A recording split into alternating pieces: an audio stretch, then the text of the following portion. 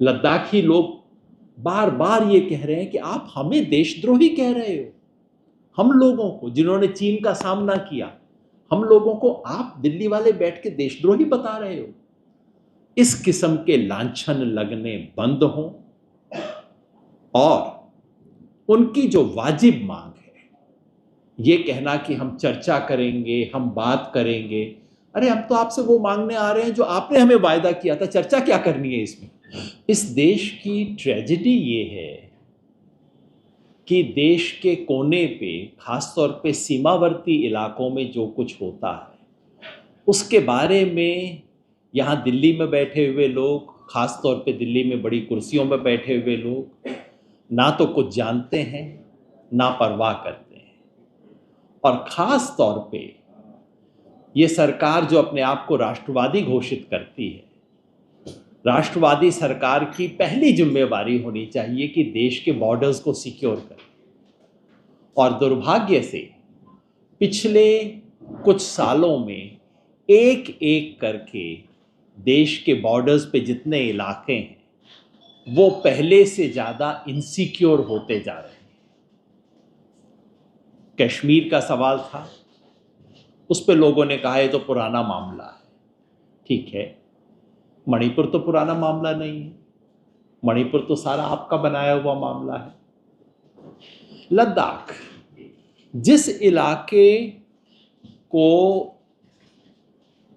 जिस इलाके में भारत की सेना वहां के स्थानीय लोगों के सहयोग पर निर्भर है, और ये मैं नहीं कहता, आर्मी के जनरल्स कह रहे हैं कि हम कारगिल की लड़ाई लड़ सके वो इसलिए क्योंकि स्थानीय लोग गए। मुझे सोनम वांगचुक बता रहे थे कि लोग अपने खर्चे पे बसेस कर करके कारगिल के युद्ध के अंदर गए सेना की मदद करने के लिए, उनका सामान उठाने के लिए, उनको जितनी लोकल असिस्टेंस चाहिए वो देने के लिए।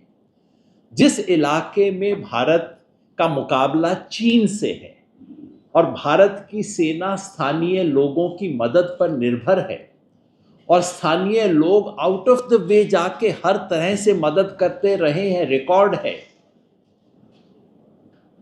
आर्मी में भर्ती होके भी, जवान के तौर पे लड़के भी, पीछे लड़ते हुए भी, उस इलाके में बैठे बैठाए इतना बड़ा संकट क्रिएट कर देना, ये इस सरकार के राष्ट्रवाद के ऊपर सवालिया निशान लगाता है कि चिंता राष्ट्र की नहीं है, चिंता केवल अपनी पर्सनल पब्लिसिटी और अपने अहम की है। और अपने अहम के लिए अगर राष्ट्रीय सुरक्षा को नुकसान भी होता है तो इन्हें कोई फर्क नहीं पड़ता। अब हम मुद्दा देखते हैं, ये मांग किसकी है? ये मांग सोनम वांगचुक नामक एक व्यक्ति की डिमांड नहीं है। ये डिमांड लद्दाख के दो हिस्से हैं, एक जो बुद्धिस्ट हिस्सा है लेह वाला, दूसरा जो लार्जली मुस्लिम पॉपुलेशन का हिस्सा है कारगिल वाला। दोनों के अलग अलग संगठन हैं, कभी कभी दोनों संगठनों में विरोध भी होता है, पैरेलल काम भी करते हैं, विरोध भी होता है, लेकिन ये डिमांड सबकी है, सिर्फ सोनम वांगचुक की नहीं है, सिर्फ लेह की नहीं है, ये पूरे लद्दाख के तमाम लोगों की मांग है। और ये वो मांग है जिसे खुद बीजेपी लिखकर अपने मैनिफेस्टो में प्रॉमिस कर चुकी है। और मांग क्या है? मांग है कि हमें, जैसे इस देश का बाकी सब हिस्से में लोग अपने आप पे राज करते हैं, अपनी सरकार चुनते हैं, अपने तरीके से राज करते हैं, वो अधिकार हमें दिया जाए। लद्दाख के लोग ऐसा कुछ नहीं मांग रहे जो कि हरियाणा में ना मिला हो, कोई विशेष चीज नहीं मांग रहे। डेमोक्रेसी, 370 जब हटा, हम तमाम लोगों ने उसका विरोध किया था, लेकिन सोनम वांगचुक ने समर्थन किया था। हमारे कई लोग उसके बारे में भी उंगली उठाते हैं, मैं उस पर, मेरी समझ सिर्फ ये है, जैसे बाबा साहेब अंबेडकर ने फ्रीडम स्ट्रगल के समय सिर्फ और सिर्फ कहा कि मैं ऑप्रेस्ड कम्युनिटीज के इंटरेस्ट को सबसे आगे रखूंगा, उसकी दृष्टि से मैं सारी चीज को देखूंगा, उसी तरह से सोनम वांगचुक कहते हैं मैं लद्दाख की दृष्टि से पूरी चीज को देखूंगा। और लद्दाख की दृष्टि से देखा, उन्होंने कहा कि 370 वापस होने से अगर हमें यूटी का दर्जा मिलता है, ये हमारी पुरानी मांग रही है, उन्होंने बाकायदा स्वागत किया। तो कोई ऑपोजिशन के एजेंट हों, हर हालत में बीजेपी का विरोध करना हो, ऐसा कोई मामला नहीं है सोनम वांगचुक का। समर्थन किया उन्होंने। तो क्या क्या वायदे थे? वादा था कि यूटी बनने के बाद, यूनियन टेरिटरी बनने के बाद आपको राज्य का दर्जा मिलेगा, और अगर राज्य का दर्जा न मिला तो आपको अपनी विधानसभा मिलेगी, क्योंकि कई यूनियन टेरिटरीज हैं जहां विधानसभा है, दिल्ली में भी है, पौंडीचेरी में भी है। विधानसभा का दर्जा मिलना था ताकि आप अपनी सरकार चुन सकें। यूनियन टेरिटरी तो मिली, यहां से लेफ्टिनेंट गवर्नर उठा के बैठा दिया गया, कोई विधानसभा की चर्चा नहीं, कोई वहां पे डेमोक्रेटिक राइट्स नहीं, कोई असेंबली देने की बात नहीं। दूसरी मांग थी तो या तो राज्य का दर्जा मिले या आपको यूटी के अंदर ही लेजिस्लेचर मिले। बिल्कुल भारत के संविधान के अंदर आने वाली चीजें, कोई नई चीज नहीं है। तीसरी मांग सिक्स्थ शेड्यूल। सिक्स्थ शेड्यूल देश के उन इलाकों में होता है जहां आदिवासी पॉपुलेशन हो और उनको अपनी ऑटोनोमस काउंसिल बनाने का अधिकार होता है, ताकि काफ़ी सारे स्थानीय फैसले, प्रॉपर्टी से रिलेटेड, लोकल कस्टम से रिलेटेड, वो तमाम फैसले वो खुद ले सकते हैं। सिक्स्थ शेड्यूल देश के अनेक इलाकों में लागू है। कोई लद्दाख पहला इलाका नहीं है जो इसकी मांग कर रहा है। आसाम में है, आसाम में एक से ज़्यादा सिक्स्थ शेड्यूल के एरियाज़ हैं। देश के तमाम राज्यों के अंदर हैं आदिवासी इलाकों में। वो इसकी मांग क्यों कर रहे थे? क्योंकि सिक्स्थ शेड्यूल होने से लद्दाख में सिर्फ एक नहीं, 6 या 8 अलग अलग आदिवासी इलाके हैं। हर आदिवासी समुदाय को अपने यहाँ पे अपने लोकल कस्टम्स, अपने लोकल प्रॉपर्टी, अपने फॉरेस्ट, उस सबको गवर्न करने का अधिकार मिल जाता। इसलिए इसकी मांग कर रहे थे। इस पे भी कोई विचार नहीं। और मांग आज शुरू नहीं हुई है। ये मांग जो है ये काफी समय से चलती आ रही है। खतरा क्या था? सिक्स्थ शेड्यूल की मांग क्यों उठा रहे हैं? इसके पीछे एक चिंता है कि अब जबकि 370 हट गया है, 35A का प्रोटेक्शन हट गया है, अब बाहर के लोग यहाँ पे आ सकेंगे, बाहर के लोग आके यहाँ प्रॉपर्टी लेंगे, बाहर की इंडस्ट्रीज़ को जगह दी जाएगी, सोलर पार्क बनने की बात शुरू हो गई है। और आप सब जानते हैं उसके पीछे किसका पैसा है? अडानी का।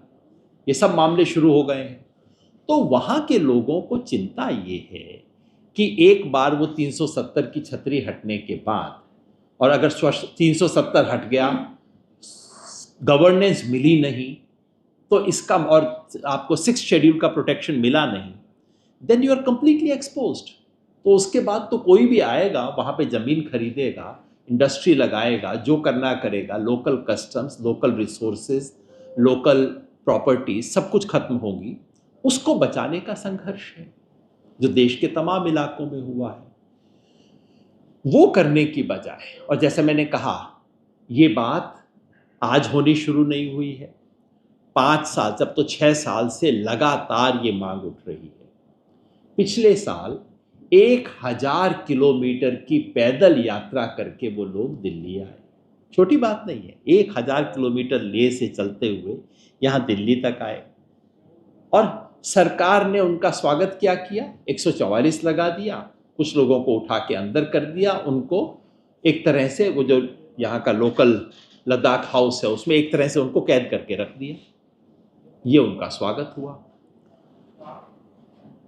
सवाल तो ये होना चाहिए कि 6 साल तक ये आंदोलन इतने अहिंसक तरीके से कैसे चला? सवाल ये होना चाहिए कि 6 साल तक जिन लोगों के साथ लगातार धोखा किया गया, उन लोगों ने फिर भी इतना धीरज बना के कैसे रखा? और मैं समझता हूं उसके लिए अगर कोई एक व्यक्ति जिम्मेवार है तो सोनम वांगचुक है, जिसको वो हिंसा के लिए जिम्मेवार बता रहे हैं। वो व्यक्ति इस आंदोलन को अहिंसक बनाए रखने के लिए जिम्मेवार है। और आज सिर्फ लद्दाख का नहीं, वो व्यक्ति पूरे देश का एक हीरो है। जो पुराने उनके काम हैं शिक्षा के क्षेत्र में, टेक्नोलॉजी के क्षेत्र में, वो सब लोग जानते हैं। लेकिन आज जिस धीरज से परिचय दिया उन्होंने, और जैसे ही आंदोलन में हिंसा हुई, खड़े होके कहना कि ये गलत है और मैं इस धरना को, इस आंदोलन को वापस लेता हूं, ये हिम्मत बहुत कम नेताओं में होती है। तमाम नेता उसके ऊपर पर्दा डालने की कोशिश करते हैं, उसका समर्थन करते हैं। सोनम वांगचुक ने वो हिम्मत दिखाई जो इस देश के और दुनिया के इतिहास में बहुत कम लोग दिखाते हैं। उस व्यक्ति को और उस आंदोलन को इस तरह से दाग लगाने की कोशिश करना जो कि चल रहा है, एक भी वीडियो नहीं है। बार बार आपको बताया जाता है, रोज सुबह अखबार में छाप दिया जाता है, हिंसा को भड़काया। आज भी सुबह अगर आप देख लें, सरकार के 2-3 अखबारों ने बड़े अच्छे से सरकार के बयान को सोर्सेज कह कह के छापा है। हिंसा भड़काने की कोशिश। अरे भाई, हिंसा भड़काने की कोशिश एक आदमी कर रहा था, चारों तरफ कैमरे थे, आपकी पुलिस थी। एक वीडियो तो होगा ना जहां वो हिंसा भड़का रहा होगा, एक वीडियो तो होगा जहां ये कह रहा होगा। कुछ नहीं, कोई एविडेंस नहीं है। फिर वही खेल खेला जा रहा है। आपको बताया जाएगा intellectual architect of the conspiracy, ये सब चीजें आपको बताई जाएंगी, क्योंकि एविडेंस कुछ है नहीं। और उसके बाद एनएसए लगाना, मतलब किस लोगों पे आप एनएसए लगा रहे हो? मोटी बात यह है कि चूंकि सामान्य कानून में हमारे खिलाफ आपके बारे में कोई एविडेंस नहीं, तो ऐसा कोई कानून ढूंढो जहां एविडेंस देने की तुरंत जरूरत नहीं पड़ेगी। ऐसे एविडेंस के अंदर लगा के और बंद कर दिया जाए। तो देश के तमाम जन संगठनों की तरफ से, देश के तमाम ऐसे नागरिकों की तरफ से जो कि इस देश में बेहतरी चाहते हैं, जो इस देश के लिए बेहतर सुरक्षा चाहते हैं, जो चाहते हैं कि इस देश का हर इलाका, हर नागरिक सुरक्षित रहे, उन सब की तरफ से हम भारत सरकार से अपील करते हैं कि अगर हम चाहते हैं कि लद्दाख मणिपुर वाले रास्ते पर ना जाए, जो कुछ वहाँ हो चुका है उसकी पुनरावृत्ति हम यहाँ नहीं चाहते। सौभाग्य यहाँ ये है कि यहाँ के लोगों में आपस में कोई एक दूसरे से झगड़ा नहीं है। कारगिल के लोग भी और लेह के लोग भी एक साथ मिलके बैठे हुए हैं, ये हमारा सौभाग्य है। अगर हम चाहते हैं कि लद्दाख उसी तरह से